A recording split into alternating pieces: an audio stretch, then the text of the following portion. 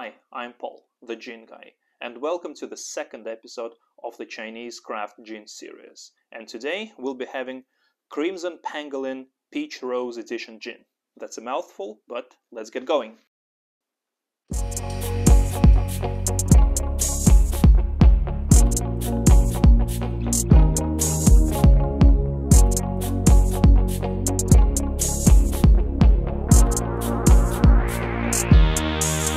Crimson Pangolin was founded in 2017 as a tribute to one of the Middle Kingdoms or China's pastime and exports, tea.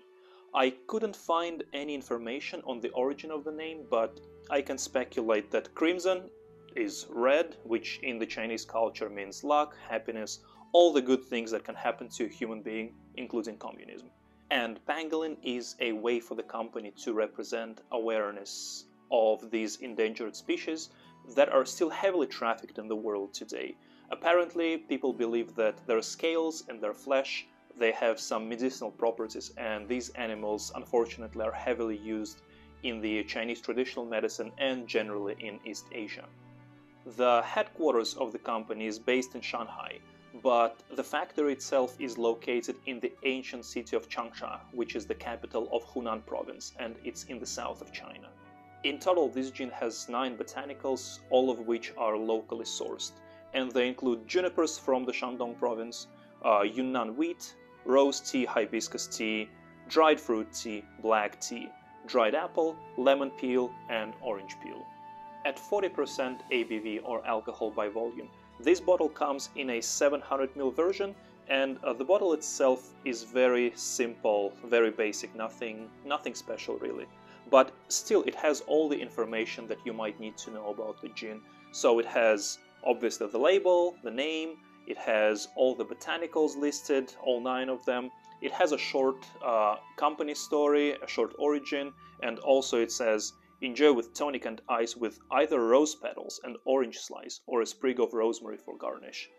I'm not sure if I'm able to find rose petals, but maybe it's something worth exploring. And the label itself is very flowery. You see the rosy pattern all over the bottle, which just kind of adds to the character of the gin.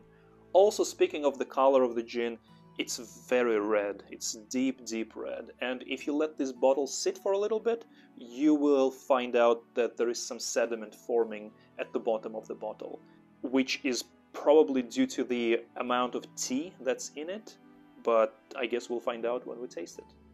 Right now, let's give Crimson Pangolin a try. Let's open it up.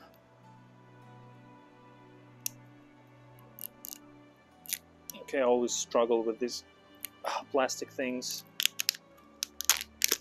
Okay. Pop. You can see the color is ruby red.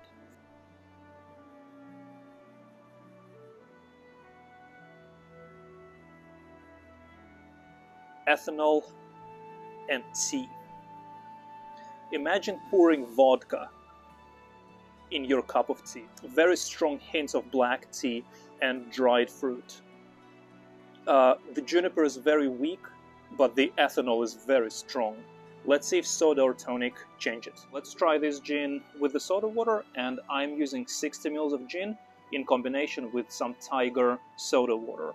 And you can see that as soon as you pour, it kind of foams up. I'm not sure what this is. Could be wheat, could be just tea, but I've never seen any foaming in any gins that I've tried. But it tastes much nicer than neat. Rose tea really comes forward.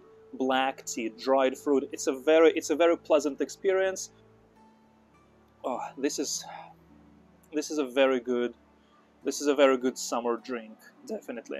I like it. When I bought this gin, I didn't really have any high hopes for it, but the soda water definitely proved me wrong.